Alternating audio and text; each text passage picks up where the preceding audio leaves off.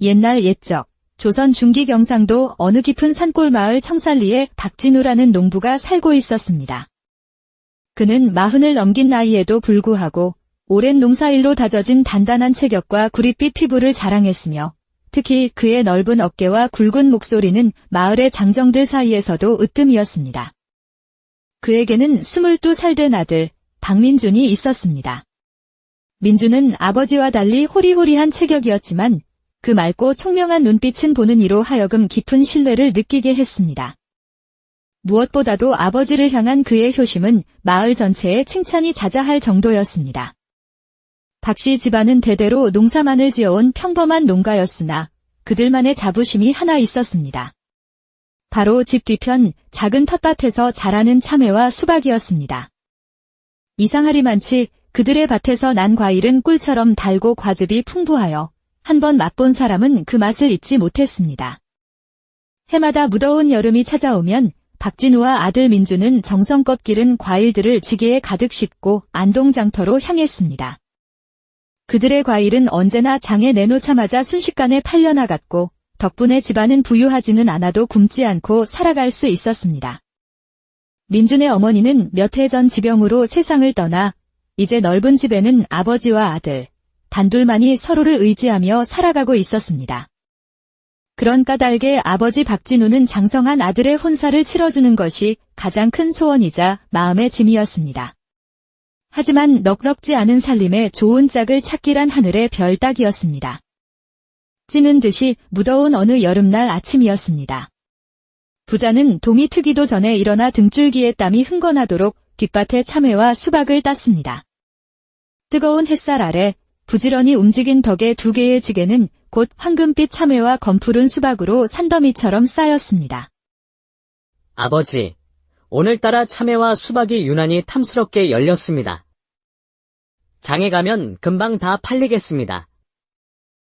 그러게나 말이다. 이 녀석들 덕분에 오늘 장에서 짭짤한 수입을 기대할 수 있겠구나. 박진우는 만족스러운 미소를 지으며 지게를 짊어졌습니다.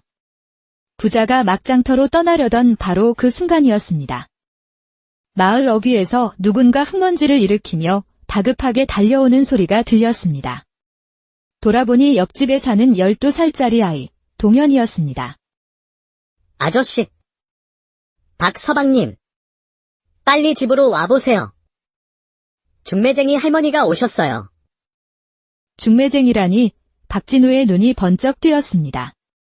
혹시 아들 민준의 혼사 때문일까 하는 기대감이 심장을 두근거리게 했습니다.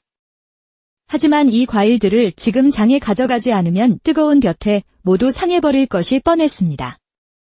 박진우는 짧은 순간 깊은 고민에 빠졌다가 이내 결심한 듯 아들에게 말했습니다.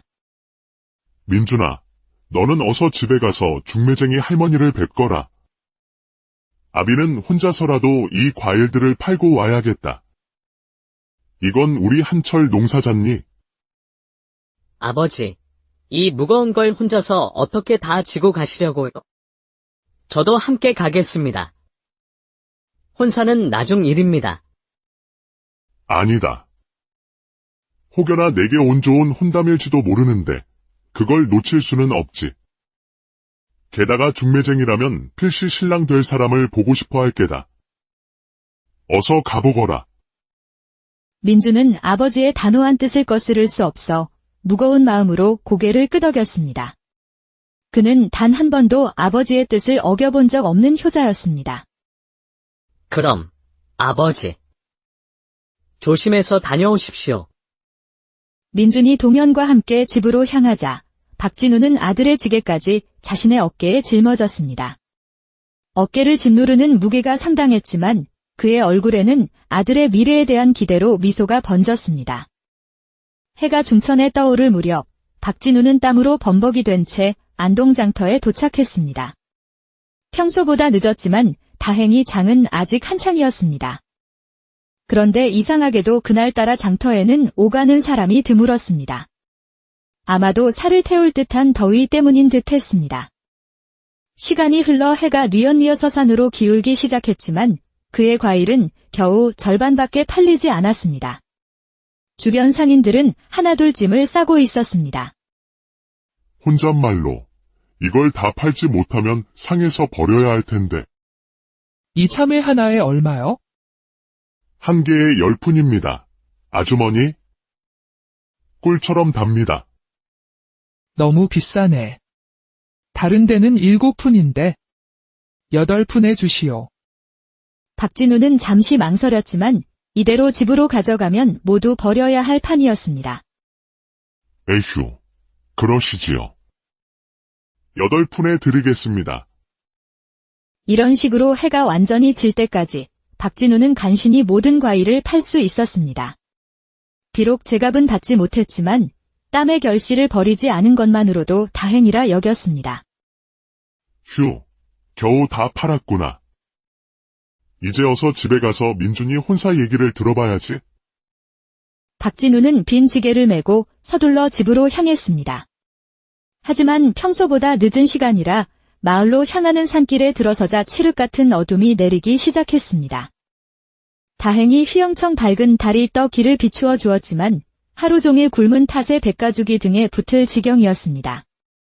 1시간쯤 걸었을까 길모퉁이를 돌던 박진우의 발걸음이 우뚝 멈췄습니다. 평소에는 보지 못했던 기이한 물건이 길가에 놓여 있었기 때문입니다. 자세히 보니 그것은 커다란 관이었습니다. 이상하다. 언제부터 여기에 관이 놓여 있었지? 누가 이런 으슥한 곳에?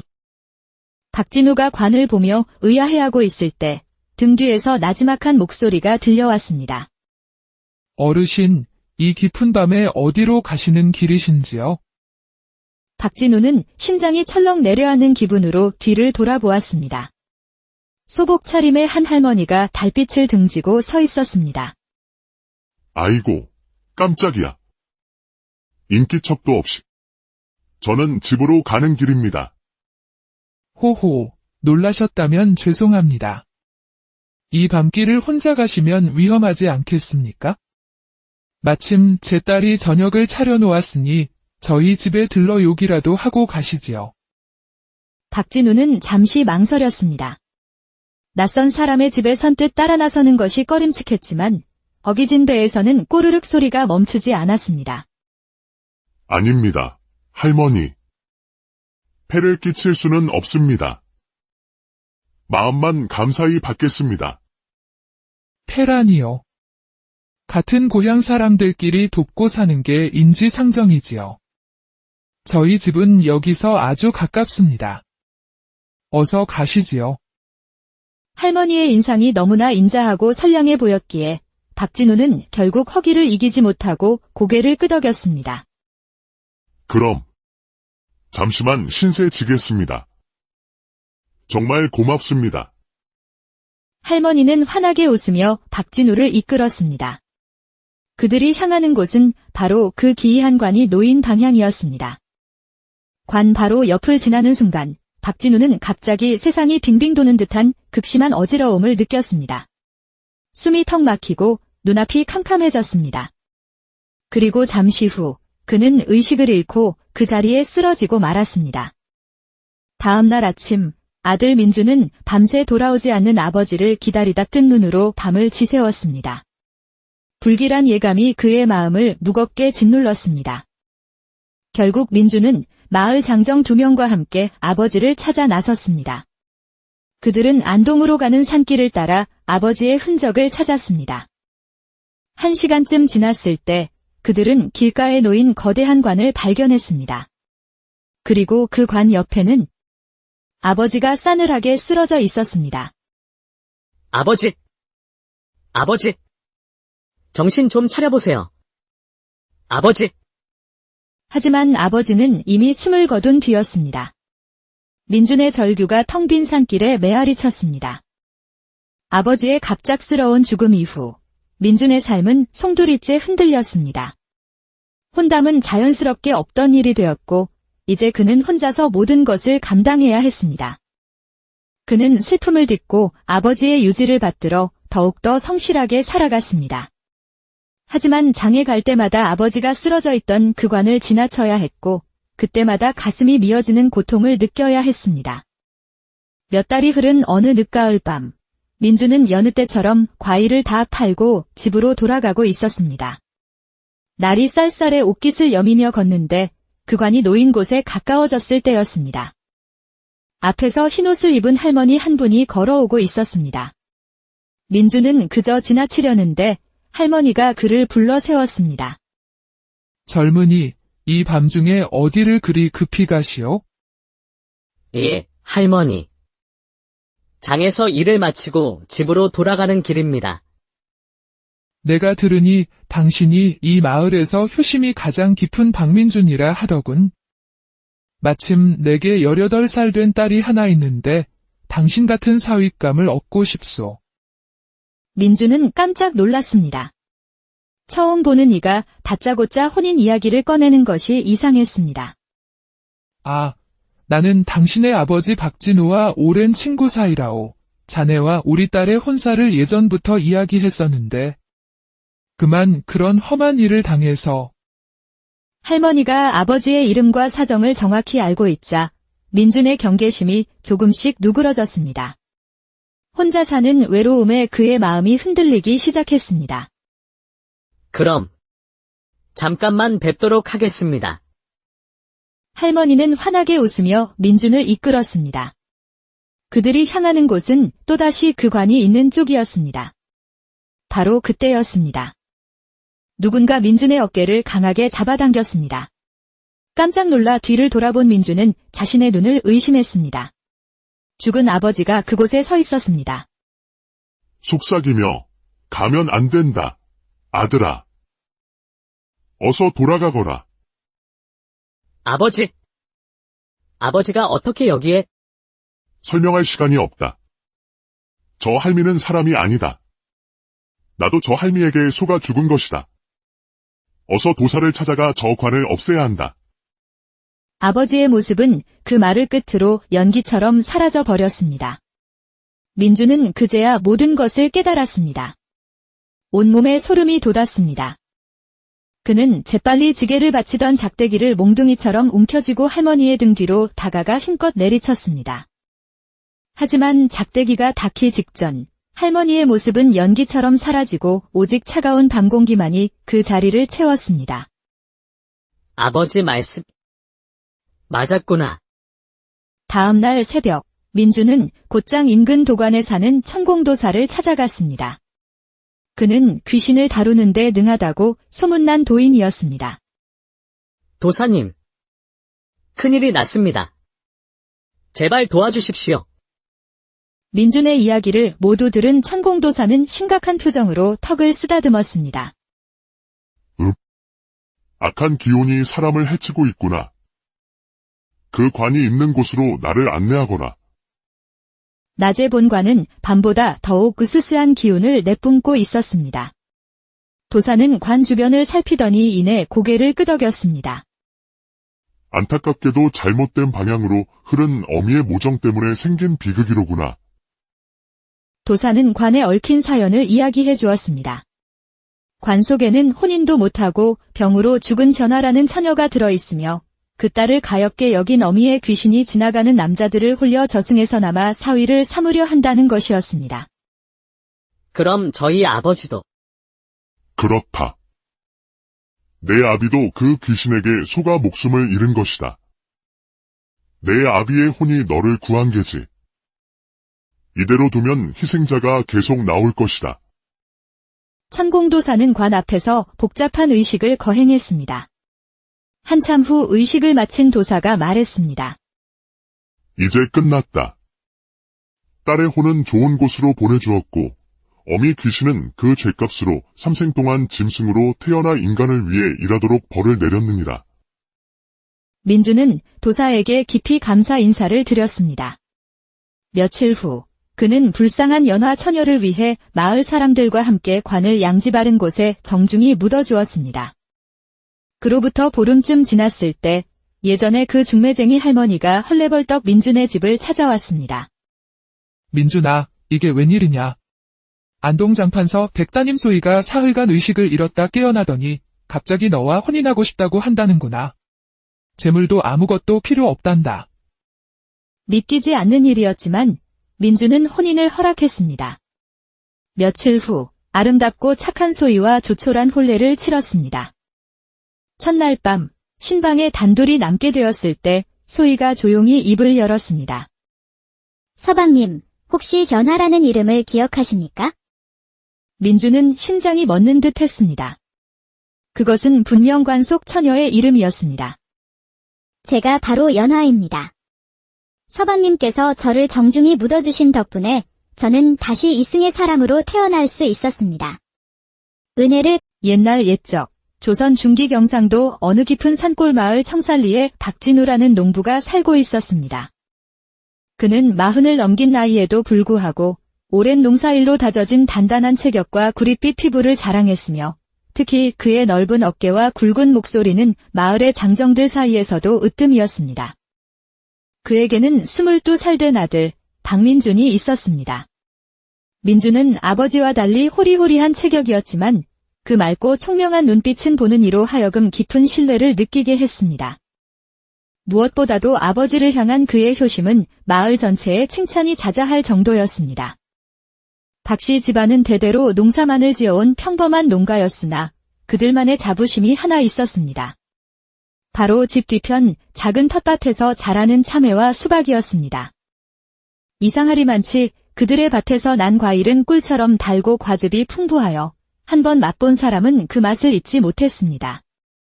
해마다 무더운 여름이 찾아오면 박진우와 아들 민주는 정성껏 기른 과일들을 지게에 가득 싣고 안동장터로 향했습니다. 그들의 과일은 언제나 장에 내놓자마자 순식간에 팔려나갔고 덕분에 집안은 부유하지는 않아도 굶지 않고 살아갈 수 있었습니다. 민준의 어머니는 몇 해 전 지병으로 세상을 떠나 이제 넓은 집에는 아버지와 아들, 단둘만이 서로를 의지하며 살아가고 있었습니다. 그런 까닭에 아버지 박진우는 장성한 아들의 혼사를 치러주는 것이 가장 큰 소원이자 마음의 짐이었습니다. 하지만 넉넉지 않은 살림에 좋은 짝을 찾기란 하늘의 별 따기였습니다. 찌는 듯이 무더운 어느 여름날 아침이었습니다. 부자는 동이 트기도 전에 일어나 등줄기에 땀이 흥건하도록 뒷밭에 참외와 수박을 땄습니다. 뜨거운 햇살 아래 부지런히 움직인 덕에 두 개의 지게는 곧 황금빛 참외와 검푸른 수박으로 산더미처럼 쌓였습니다. 아버지, 오늘따라 참외와 수박이 유난히 탐스럽게 열렸습니다. 장에 가면 금방 다 팔리겠습니다. 그러게나 말이다. 이 녀석들 덕분에 오늘 장에서 짭짤한 수입을 기대할 수 있겠구나. 박진우는 만족스러운 미소를 지으며 지게를 짊어졌습니다. 부자가 막장터로 떠나려던 바로 그 순간이었습니다. 마을 어귀에서 누군가 흙먼지를 일으키며 다급하게 달려오는 소리가 들렸습니다. 돌아보니 옆집에 사는 12살짜리 아이, 동현이었습니다. 아저씨. 박서방님. 빨리 집으로 와보세요. 중매쟁이 할머니가 오셨어요. 중매쟁이라니 박진우의 눈이 번쩍 뜨였습니다. 혹시 아들 민준의 혼사 때문일까 하는 기대감이 심장을 두근거리게 했습니다. 하지만 이 과일들을 지금 장에 가져가지 않으면 뜨거운 볕에 모두 상해버릴 것이 뻔했습니다. 박진우는 짧은 순간 깊은 고민에 빠졌다가 이내 결심한 듯 아들에게 말했습니다. 민준아, 너는 어서 집에 가서 중매쟁이 할머니를 뵙거라. 아비는 혼자서라도 이 과일들을 팔고 와야겠다. 이건 우리 한철 농사잖니? 아버지, 이 무거운 걸 혼자서 어떻게 다 지고 가시려고요? 저도 함께 가겠습니다. 혼사는 나중 일입니다. 아니다. 혹여나 내게 온 좋은 혼담일지도 모르는데 그걸 놓칠 수는 없지. 게다가 중매쟁이라면 필시 신랑 될 사람을 보고 싶어 할 게다. 어서 가보거라. 민주는 아버지의 단호한 뜻을 거스를 수 없어 무거운 마음으로 고개를 끄덕였습니다. 그는 단 한 번도 아버지의 뜻을 어겨본 적 없는 효자였습니다. 그럼, 아버지. 조심해서 다녀오십시오. 민준이 동현과 함께 집으로 향하자 박진우는 아들의 지게까지 자신의 어깨에 짊어졌습니다. 어깨를 짓누르는 무게가 상당했지만 그의 얼굴에는 아들의 미래에 대한 기대로 미소가 번졌습니다. 해가 중천에 떠오를 무렵 박진우는 땀으로 범벅이 된 채 안동장터에 도착했습니다. 평소보다 늦었지만 다행히 장은 아직 한창이었습니다. 그런데 이상하게도 그날따라 장터에는 오가는 사람이 드물었습니다. 아마도 살을 태울 듯한 더위 때문인 듯 했습니다. 시간이 흘러 해가 뉘엿뉘엿 서산으로 기울기 시작했지만 그의 과일은 겨우 절반밖에 팔리지 않았습니다. 주변 상인들은 하나둘 짐을 싸고 있었습니다. 혼잣말로 이걸 다 팔지 못하면 상해서 버려야 할 텐데 이 참외 하나에 얼마요? 한 개에 10푼입니다. 아주머니? 꿀처럼 답니다. 너무 비싸네. 다른 데는 7푼인데 8푼에 주시오.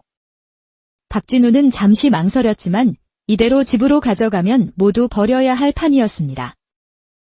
에휴, 그러시지요. 8푼에 드리겠습니다. 이런 식으로 해가 완전히 질 때까지 박진우는 간신히 모든 과일을 팔 수 있었습니다. 비록 제값은 받지 못했지만 땀의 결실을 버리지 않은 것만으로도 다행이라 여겼습니다. 휴, 겨우 다 팔았구나. 이제 어서 집에 가서 민준이 혼사 얘기를 들어봐야지. 박진우는 빈 지게를 메고 서둘러 집으로 향했습니다. 하지만 평소보다 늦은 시간이라 마을로 향하는 산길에 들어서자 칠흑 같은 어둠이 내리기 시작했습니다. 다행히 휘영청 밝은 달이 떠 길을 비추어 주었지만 하루 종일 굶은 탓에 백가죽이 등에 붙을 지경이었습니다. 1시간쯤 걸었을까 길모퉁이를 돌던 박진우의 발걸음이 우뚝 멈췄습니다. 평소에는 보지 못했던 기이한 물건이 길가에 놓여 있었기 때문입니다. 자세히 보니 그것은 커다란 관이었습니다. 이상하다. 언제부터 여기에 관이 놓여 있었지? 누가 이런 으슥한 곳에? 박진우가 관을 보며 의아해하고 있을 때 등 뒤에서 나지막한 목소리가 들려왔습니다. 어르신, 이 깊은 밤에 어디로 가시는 길이신지요? 박진우는 심장이 철렁 내려앉는 기분으로 뒤를 돌아보았습니다. 소복 차림의 한 할머니가 달빛을 등지고 서 있었습니다. 아이고, 깜짝이야. 인기척도 없이. 저는 집으로 가는 길입니다. 호호, 놀라셨다면 죄송합니다. 이 밤길을 혼자 가시면 위험하지 않겠습니까? 마침 제 딸이 저녁을 차려놓았으니 저희 집에 들러 요기라도 하고 가시지요.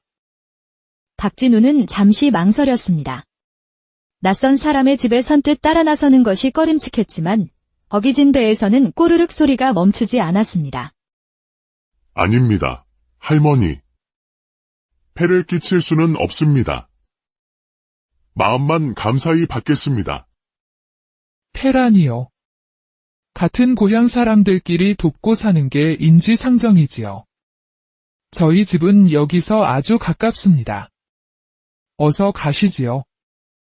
할머니의 인상이 너무나 인자하고 선량해 보였기에 박진우는 결국 허기를 이기지 못하고 고개를 끄덕였습니다.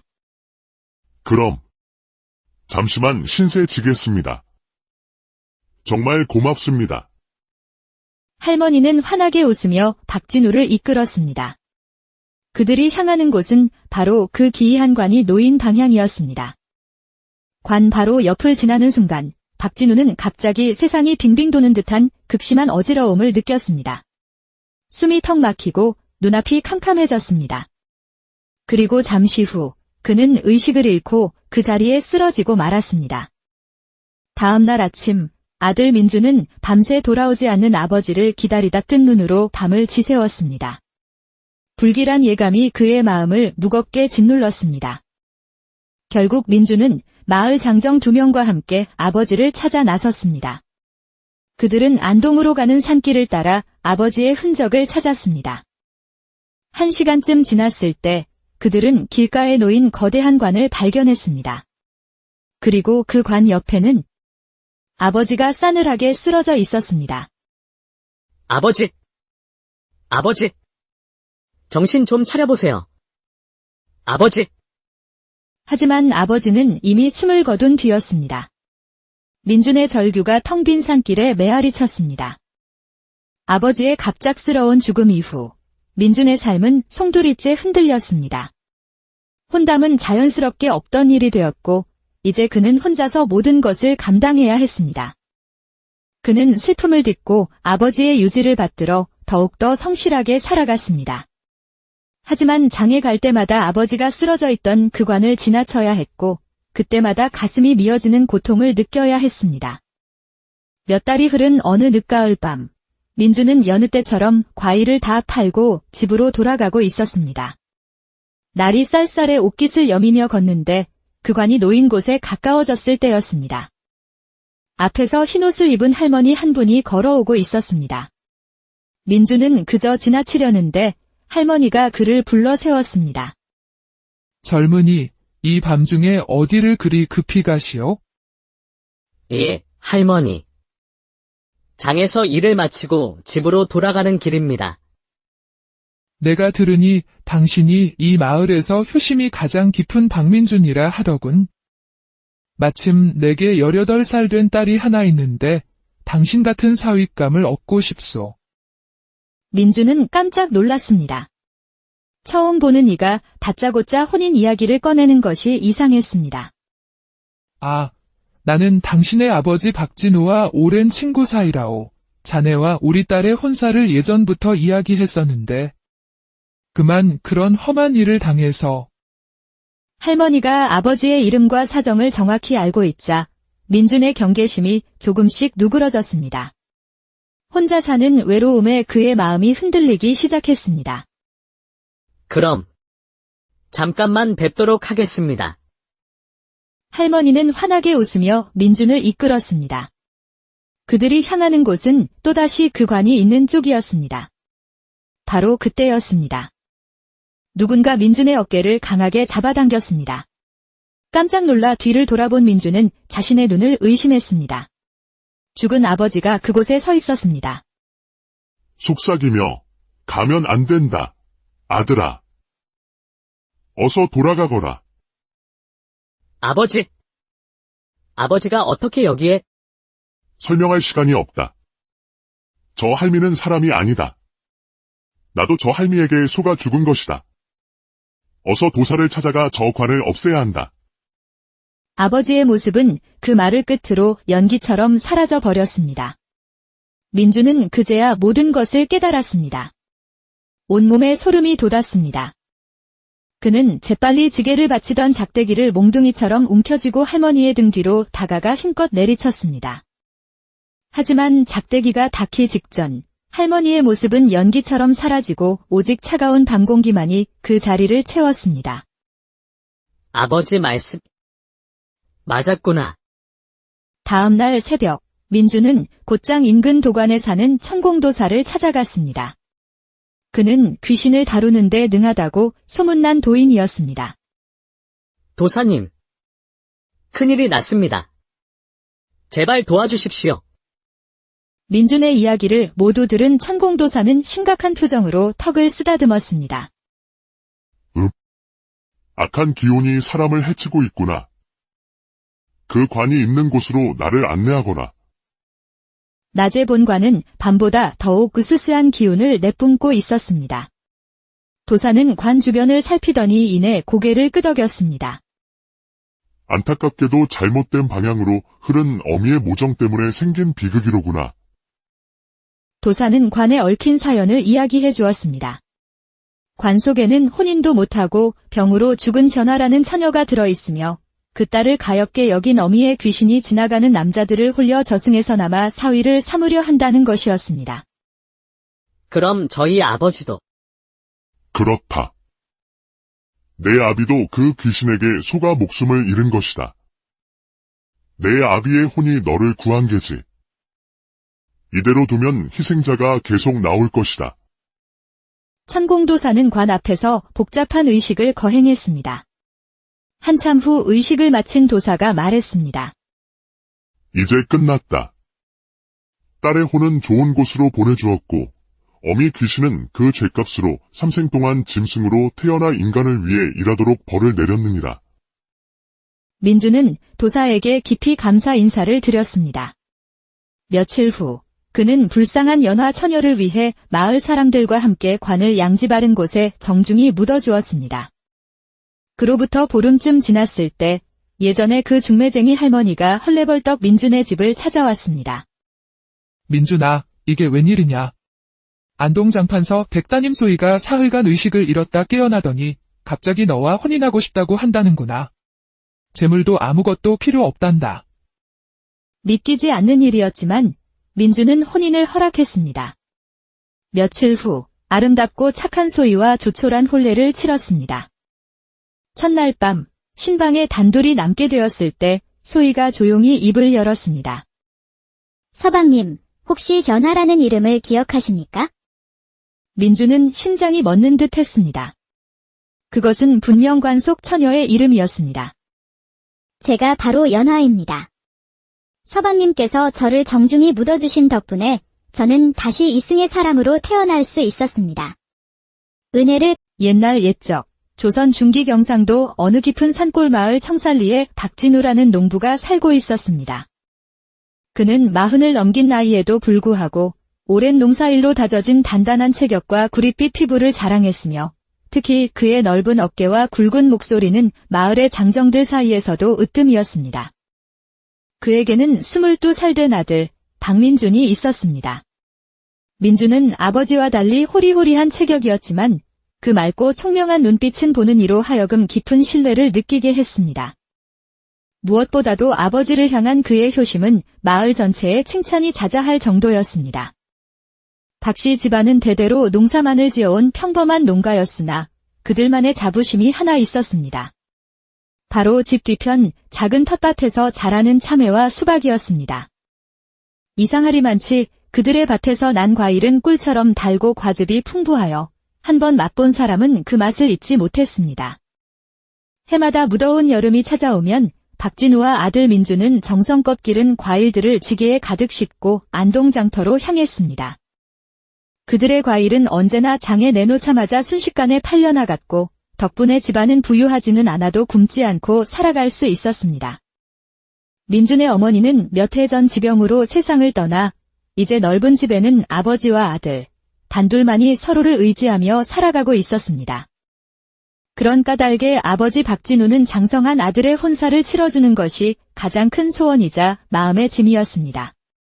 하지만 넉넉지 않은 살림에 좋은 짝을 찾기란 하늘의 별 따기였습니다.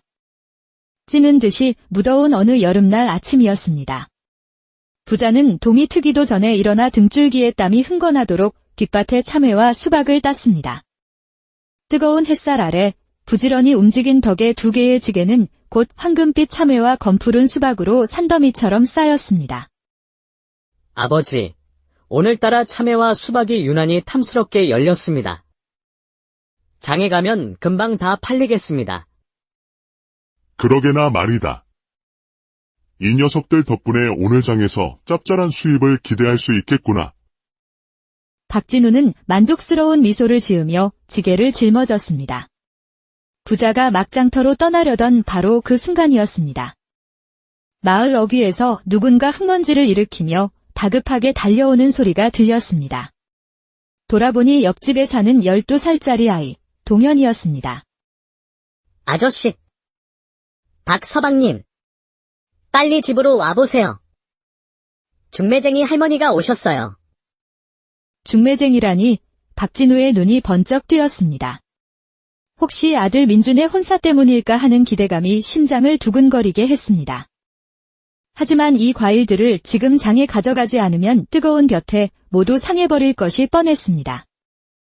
박진우는 짧은 순간 깊은 고민에 빠졌다가 이내 결심한 듯 아들에게 말했습니다. 민준아, 너는 어서 집에 가서 중매쟁이 할머니를 뵙거라. 아비는 혼자서라도 이 과일들을 팔고 와야겠다. 이건 우리 한철 농사잖니? 아버지, 이 무거운 걸 혼자서 어떻게 다 지고 가시려고요? 저도 함께 가겠습니다. 혼사는 나중 일입니다. 아니다. 혹여나 내게 온 좋은 혼담일지도 모르는데 그걸 놓칠 수는 없지. 게다가 중매쟁이라면 필시 신랑 될 사람을 보고 싶어 할 게다. 어서 가보거라. 민주는 아버지의 단호한 뜻을 거스를 수 없어 무거운 마음으로 고개를 끄덕였습니다. 그는 단 한 번도 아버지의 뜻을 어겨본 적 없는 효자였습니다. 그럼, 아버지. 조심해서 다녀오십시오.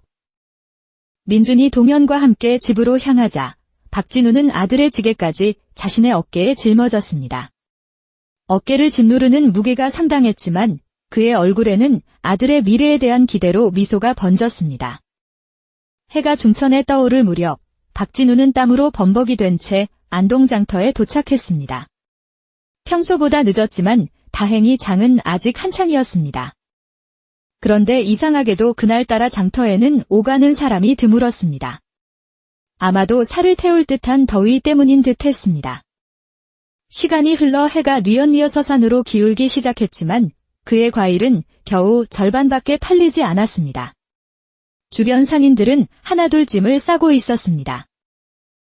혼잣말로 이걸 다 팔지 못하면 상해서 버려야 할 텐데 이 참외 하나에 얼마요? 한 개에 10푼입니다. 아주머니? 꿀처럼 답니다. 너무 비싸네. 다른 데는 7푼인데 8푼에 주시오. 박진우는 잠시 망설였지만 이대로 집으로 가져가면 모두 버려야 할 판이었습니다. 에휴, 그러시지요. 8푼에 드리겠습니다. 이런 식으로 해가 완전히 질 때까지 박진우는 간신히 모든 과일을 팔 수 있었습니다. 비록 제값은 받지 못했지만 땀의 결실을 버리지 않은 것만으로도 다행이라 여겼습니다. 휴, 겨우 다 팔았구나. 이제 어서 집에 가서 민준이 혼사 얘기를 들어봐야지. 박진우는 빈 지게를 메고 서둘러 집으로 향했습니다. 하지만 평소보다 늦은 시간이라 마을로 향하는 산길에 들어서자 칠흑 같은 어둠이 내리기 시작했습니다. 다행히 휘영청 밝은 달이 떠 길을 비추어 주었지만 하루 종일 굶은 탓에 백가죽이 등에 붙을 지경이었습니다. 1시간쯤 걸었을까 길모퉁이를 돌던 박진우의 발걸음이 우뚝 멈췄습니다. 평소에는 보지 못했던 기이한 물건이 길가에 놓여 있었기 때문입니다. 자세히 보니 그것은 커다란 관이었습니다. 이상하다. 언제부터 여기에 관이 놓여 있었지? 누가 이런 으슥한 곳에? 박진우가 관을 보며 의아해하고 있을 때 등 뒤에서 나지막한 목소리가 들려왔습니다. 어르신, 이 깊은 밤에 어디로 가시는 길이신지요? 박진우는 심장이 철렁 내려앉는 기분으로 뒤를 돌아보았습니다. 소복 차림의 한 할머니가 달빛을 등지고 서 있었습니다. 아이고, 깜짝이야. 인기척도 없이. 저는 집으로 가는 길입니다. 호호, 놀라셨다면 죄송합니다. 이 밤길을 혼자 가시면 위험하지 않겠습니까? 마침 제 딸이 저녁을 차려놓았으니 저희 집에 들러 요기라도 하고 가시지요. 박진우는 잠시 망설였습니다. 낯선 사람의 집에 선뜻 따라 나서는 것이 꺼림칙했지만 어기진 배에서는 꼬르륵 소리가 멈추지 않았습니다. 아닙니다, 할머니. 폐를 끼칠 수는 없습니다. 마음만 감사히 받겠습니다. 폐란이요. 같은 고향 사람들끼리 돕고 사는 게 인지상정이지요. 저희 집은 여기서 아주 가깝습니다. 어서 가시지요. 할머니의 인상이 너무나 인자하고 선량해 보였기에 박진우는 결국 허기를 이기지 못하고 고개를 끄덕였습니다. 그럼 잠시만 신세 지겠습니다. 정말 고맙습니다. 할머니는 환하게 웃으며 박진우를 이끌었습니다. 그들이 향하는 곳은 바로 그 기이한 관이 놓인 방향이었습니다. 관 바로 옆을 지나는 순간 박진우는 갑자기 세상이 빙빙 도는 듯한 극심한 어지러움을 느꼈습니다. 숨이 턱 막히고 눈앞이 캄캄해졌습니다. 그리고 잠시 후 그는 의식을 잃고 그 자리에 쓰러지고 말았습니다. 다음 날 아침 아들 민주는 밤새 돌아오지 않는 아버지를 기다리다 뜬 눈으로 밤을 지새웠습니다. 불길한 예감이 그의 마음을 무겁게 짓눌렀습니다. 결국 민주는 마을 장정 2명과 함께 아버지를 찾아 나섰습니다. 그들은 안동으로 가는 산길을 따라 아버지의 흔적을 찾았습니다. 1시간쯤 지났을 때 그들은 길가에 놓인 거대한 관을 발견했습니다. 그리고 그 관 옆에는 아버지가 싸늘하게 쓰러져 있었습니다. 아버지! 아버지! 정신 좀 차려보세요. 아버지! 하지만 아버지는 이미 숨을 거둔 뒤였습니다.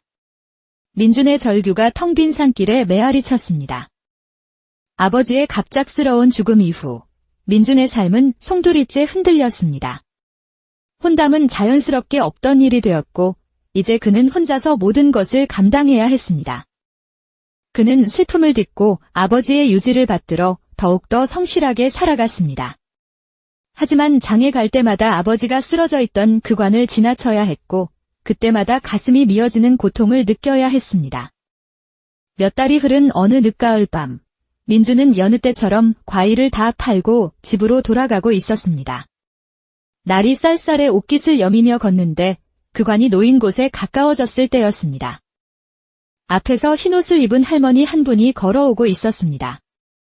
민주는 그저 지나치려는데 할머니가 그를 불러 세웠습니다. 젊은이, 이 밤중에 어디를 그리 급히 가시오? 예, 할머니. 장에서 일을 마치고 집으로 돌아가는 길입니다. 내가 들으니 당신이 이 마을에서 효심이 가장 깊은 박민준이라 하더군. 마침 내게 18살 된 딸이 하나 있는데 당신 같은 사윗감을 얻고 싶소. 민주는 깜짝 놀랐습니다. 처음 보는 이가 다짜고짜 혼인 이야기를 꺼내는 것이 이상했습니다. 아, 나는 당신의 아버지 박진우와 오랜 친구 사이라오. 자네와 우리 딸의 혼사를 예전부터 이야기했었는데 그만 그런 험한 일을 당해서. 할머니가 아버지의 이름과 사정을 정확히 알고 있자 민준의 경계심이 조금씩 누그러졌습니다. 혼자 사는 외로움에 그의 마음이 흔들리기 시작했습니다. 그럼 잠깐만 뵙도록 하겠습니다. 할머니는 환하게 웃으며 민준을 이끌었습니다. 그들이 향하는 곳은 또다시 그 관이 있는 쪽이었습니다. 바로 그때였습니다. 누군가 민준의 어깨를 강하게 잡아당겼습니다. 깜짝 놀라 뒤를 돌아본 민준은 자신의 눈을 의심했습니다. 죽은 아버지가 그곳에 서 있었습니다. 속삭이며 가면 안 된다. 아들아. 어서 돌아가거라. 아버지! 아버지가 어떻게 여기에? 설명할 시간이 없다. 저 할미는 사람이 아니다. 나도 저 할미에게 속아 죽은 것이다. 어서 도사를 찾아가 저 관을 없애야 한다. 아버지의 모습은 그 말을 끝으로 연기처럼 사라져 버렸습니다. 민주는 그제야 모든 것을 깨달았습니다. 온몸에 소름이 돋았습니다. 그는 재빨리 지게를 받치던 작대기를 몽둥이처럼 움켜쥐고 할머니의 등 뒤로 다가가 힘껏 내리쳤습니다. 하지만 작대기가 닿기 직전 할머니의 모습은 연기처럼 사라지고 오직 차가운 밤 공기만이 그 자리를 채웠습니다. 아버지 말씀 맞았구나. 다음 날 새벽, 민주는 곧장 인근 도관에 사는 천공도사를 찾아갔습니다. 그는 귀신을 다루는 데 능하다고 소문난 도인이었습니다. 도사님, 큰일이 났습니다. 제발 도와주십시오. 민준의 이야기를 모두 들은 천공도사는 심각한 표정으로 턱을 쓰다듬었습니다. 악한 기운이 사람을 해치고 있구나. 그 관이 있는 곳으로 나를 안내하거라.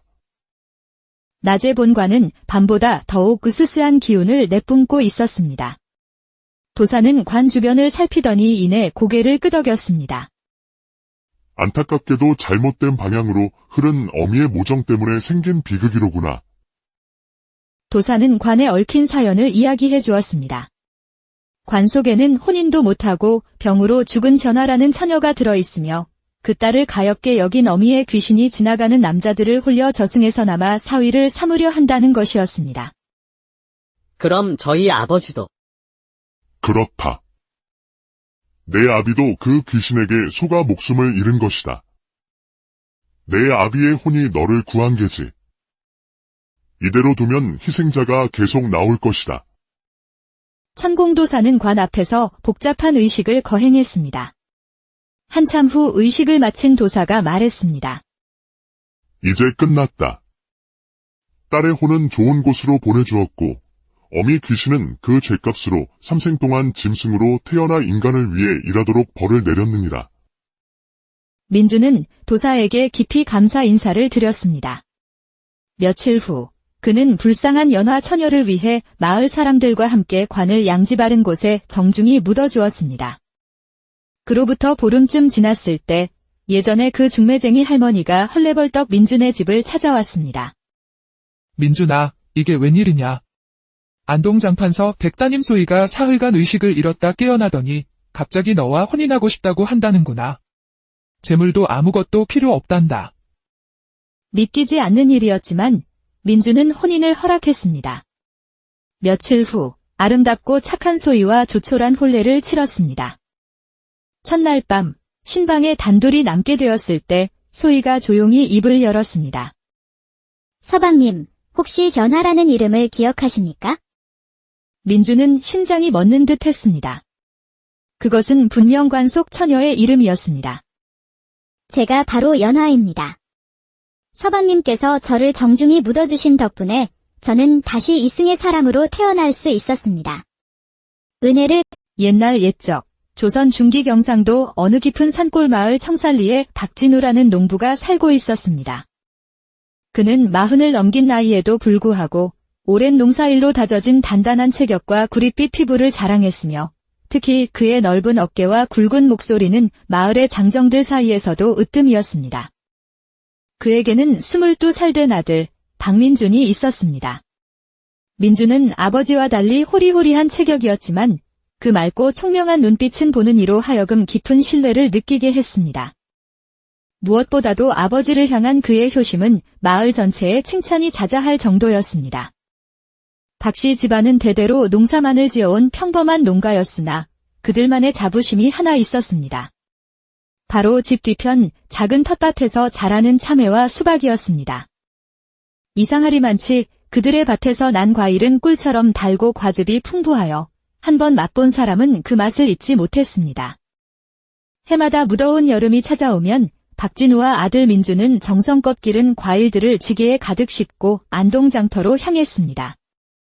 그들의 과일은 언제나 장에 내놓자마자 순식간에 팔려나갔고 덕분에 집안은 부유하지는 않아도 굶지 않고 살아갈 수 있었습니다. 민준의 어머니는 몇 해 전 지병으로 세상을 떠나 이제 넓은 집에는 아버지와 아들, 단둘만이 서로를 의지하며 살아가고 있었습니다. 그런 까닭에 아버지 박진우는 장성한 아들의 혼사를 치러주는 것이 가장 큰 소원이자 마음의 짐이었습니다. 하지만 넉넉지 않은 살림에 좋은 짝을 찾기란 하늘의 별 따기였습니다. 찌는 듯이 무더운 어느 여름날 아침이었습니다. 부자는 동이 트기도 전에 일어나 등줄기에 땀이 흥건하도록 뒷밭에 참외와 수박을 땄습니다. 뜨거운 햇살 아래 부지런히 움직인 덕에 2개의 지게는 곧 황금빛 참외와 검푸른 수박으로 산더미처럼 쌓였습니다. 아버지, 오늘따라 참외와 수박이 유난히 탐스럽게 열렸습니다. 장에 가면 금방 다 팔리겠습니다. 그러게나 말이다. 이 녀석들 덕분에 오늘 장에서 짭짤한 수입을 기대할 수 있겠구나. 박진우는 만족스러운 미소를 지으며 지게를 짊어졌습니다. 부자가 막장터로 떠나려던 바로 그 순간이었습니다. 마을 어귀에서 누군가 흙먼지를 일으키며 다급하게 달려오는 소리가 들렸습니다. 돌아보니 옆집에 사는 12살짜리 아이, 동현이었습니다. 아저씨. 박서방님. 빨리 집으로 와보세요. 중매쟁이 할머니가 오셨어요. 중매쟁이라니 박진우의 눈이 번쩍 뜨였습니다. 혹시 아들 민준의 혼사 때문일까 하는 기대감이 심장을 두근거리게 했습니다. 하지만 이 과일들을 지금 장에 가져가지 않으면 뜨거운 볕에 모두 상해버릴 것이 뻔했습니다. 박진우는 짧은 순간 깊은 고민에 빠졌다가 이내 결심한 듯 아들에게 말했습니다. 민준아, 너는 어서 집에 가서 중매쟁이 할머니를 뵙거라. 아비는 혼자서라도 이 과일들을 팔고 와야겠다. 이건 우리 한철 농사잖니? 아버지, 이 무거운 걸 혼자서 어떻게 다 지고 가시려고요? 저도 함께 가겠습니다. 혼사는 나중 일입니다. 아니다. 혹여나 내게 온 좋은 혼담일지도 모르는데 그걸 놓칠 수는 없지. 게다가 중매쟁이라면 필시 신랑 될 사람을 보고 싶어 할 게다. 어서 가보거라. 민주는 아버지의 단호한 뜻을 거스를 수 없어 무거운 마음으로 고개를 끄덕였습니다. 그는 단 한 번도 아버지의 뜻을 어겨본 적 없는 효자였습니다. 그럼, 아버지. 조심해서 다녀오십시오. 민준이 동현과 함께 집으로 향하자 박진우는 아들의 지게까지 자신의 어깨에 짊어졌습니다. 어깨를 짓누르는 무게가 상당했지만 그의 얼굴에는 아들의 미래에 대한 기대로 미소가 번졌습니다. 해가 중천에 떠오를 무렵 박진우는 땀으로 범벅이 된 채 안동장터에 도착했습니다. 평소보다 늦었지만 다행히 장은 아직 한창이었습니다. 그런데 이상하게도 그날따라 장터에는 오가는 사람이 드물었습니다. 아마도 살을 태울 듯한 더위 때문인 듯 했습니다. 시간이 흘러 해가 뉘엿뉘엿 서산으로 기울기 시작했지만 그의 과일은 겨우 절반밖에 팔리지 않았습니다. 주변 상인들은 하나둘 짐을 싸고 있었습니다.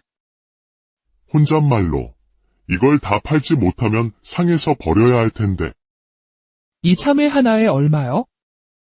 한 개에 10푼입니다. 아주머니? 꿀처럼 답니다. 너무 비싸네. 다른 데는 7푼인데 8푼에 주시오. 박진우는 잠시 망설였지만 이대로 집으로 가져가면 모두 버려야 할 판이었습니다. 에휴, 그러시지요.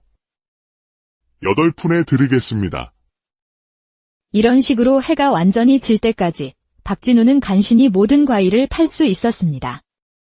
비록 제값은 받지 못했지만 땀의 결실을 버리지 않은 것만으로도 다행이라 여겼습니다. 휴, 겨우 다 팔았구나. 이제 어서 집에 가서 민준이 혼사 얘기를 들어봐야지. 박진우는 빈 지게를 메고 서둘러 집으로 향했습니다. 하지만 평소보다 늦은 시간이라 마을로 향하는 산길에 들어서자 칠흑 같은 어둠이 내리기 시작했습니다. 다행히 휘영청 밝은 달이 떠 길을 비추어 주었지만 하루 종일 굶은 탓에 백가죽이 등에 붙을 지경이었습니다. 1시간쯤 걸었을까 길모퉁이를 돌던 박진우의 발걸음이 우뚝 멈췄습니다. 평소에는 보지 못했던 기이한 물건이 길가에 놓여 있었기 때문입니다. 자세히 보니 그것은 커다란 관이었습니다. 이상하다. 언제부터 여기에 관이 놓여 있었지? 누가 이런 으슥한 곳에? 박진우가 관을 보며 의아해하고 있을 때 등 뒤에서 나지막한 목소리가 들려왔습니다. 어르신, 이 깊은 밤에 어디로 가시는 길이신지요? 박진우는 심장이 철렁 내려앉는 기분으로 뒤를 돌아보았습니다. 소복 차림의 한 할머니가 달빛을 등지고 서 있었습니다. 아이고, 깜짝이야. 인기척도 없이. 저는 집으로 가는 길입니다. 호호, 놀라셨다면 죄송합니다. 이 밤길을 혼자 가시면 위험하지 않겠습니까? 마침 제 딸이 저녁을 차려놓았으니 저희 집에 들러 요기라도 하고 가시지요. 박진우는 잠시 망설였습니다. 낯선 사람의 집에 선뜻 따라 나서는 것이 꺼림칙했지만 어기진 배에서는 꼬르륵 소리가 멈추지 않았습니다. 아닙니다, 할머니. 폐를 끼칠 수는 없습니다. 마음만 감사히 받겠습니다. 폐라니요. 같은 고향 사람들끼리 돕고 사는 게 인지상정이지요. 저희 집은 여기서 아주 가깝습니다. 어서 가시지요. 할머니의 인상이 너무나 인자하고 선량해 보였기에 박진우는 결국 허기를 이기지 못하고 고개를 끄덕였습니다.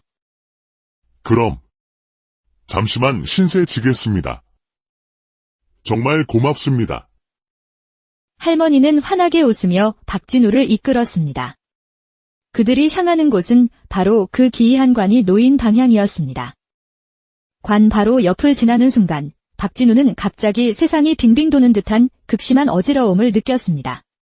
숨이 턱 막히고 눈앞이 캄캄해졌습니다.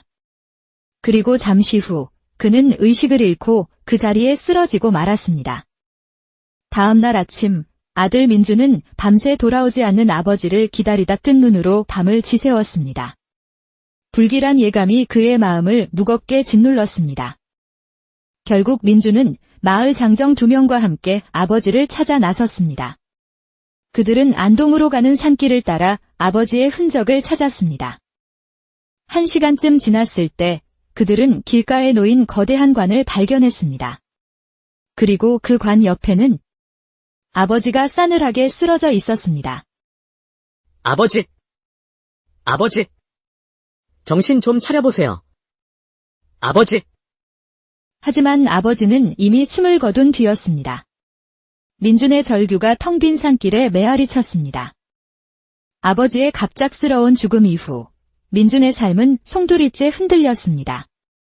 혼담은 자연스럽게 없던 일이 되었고 이제 그는 혼자서 모든 것을 감당해야 했습니다. 그는 슬픔을 딛고 아버지의 유지를 받들어 더욱더 성실하게 살아갔습니다. 하지만 장에 갈 때마다 아버지가 쓰러져 있던 그 관을 지나쳐야 했고 그때마다 가슴이 미어지는 고통을 느껴야 했습니다.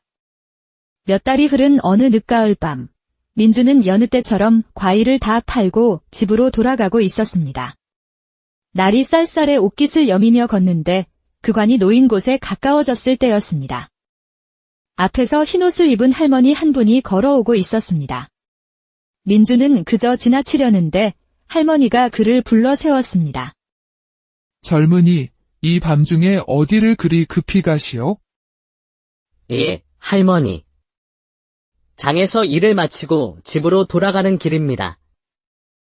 내가 들으니 당신이 이 마을에서 효심이 가장 깊은 박민준이라 하더군. 마침 내게 18살 된 딸이 하나 있는데 당신 같은 사윗감을 얻고 싶소. 민주는 깜짝 놀랐습니다. 처음 보는 이가 다짜고짜 혼인 이야기를 꺼내는 것이 이상했습니다. 아, 나는 당신의 아버지 박진우와 오랜 친구 사이라오. 자네와 우리 딸의 혼사를 예전부터 이야기했었는데 그만 그런 험한 일을 당해서. 할머니가 아버지의 이름과 사정을 정확히 알고 있자 민준의 경계심이 조금씩 누그러졌습니다. 혼자 사는 외로움에 그의 마음이 흔들리기 시작했습니다. 그럼 잠깐만 뵙도록 하겠습니다. 할머니는 환하게 웃으며 민준을 이끌었습니다. 그들이 향하는 곳은 또다시 그 관이 있는 쪽이었습니다. 바로 그때였습니다. 누군가 민준의 어깨를 강하게 잡아당겼습니다. 깜짝 놀라 뒤를 돌아본 민준은 자신의 눈을 의심했습니다. 죽은 아버지가 그곳에 서 있었습니다. 속삭이며 가면 안 된다. 아들아. 어서 돌아가거라. 아버지! 아버지가 어떻게 여기에? 설명할 시간이 없다. 저 할미는 사람이 아니다. 나도 저 할미에게 속아 죽은 것이다. 어서 도사를 찾아가 저 관을 없애야 한다. 아버지의 모습은 그 말을 끝으로 연기처럼 사라져 버렸습니다. 민주는 그제야 모든 것을 깨달았습니다. 온몸에 소름이 돋았습니다. 그는 재빨리 지게를 받치던 작대기를 몽둥이처럼 움켜쥐고 할머니의 등 뒤로 다가가 힘껏 내리쳤습니다. 하지만 작대기가 닿기 직전 할머니의 모습은 연기처럼 사라지고 오직 차가운 밤 공기만이 그 자리를 채웠습니다. 아버지 말씀 맞았구나. 다음 날 새벽, 민주는 곧장 인근 도관에 사는 천공도사를 찾아갔습니다. 그는 귀신을 다루는 데 능하다고 소문난 도인이었습니다. 도사님, 큰일이 났습니다. 제발 도와주십시오. 민준의 이야기를 모두 들은 천공도사는 심각한 표정으로 턱을 쓰다듬었습니다. 악한 기운이 사람을 해치고 있구나. 그 관이 있는 곳으로 나를 안내하거라. 낮의 본관은 밤보다 더욱 으스스한 기운을 내뿜고 있었습니다. 도사는 관 주변을 살피더니 이내 고개를 끄덕였습니다. 안타깝게도 잘못된 방향으로 흐르는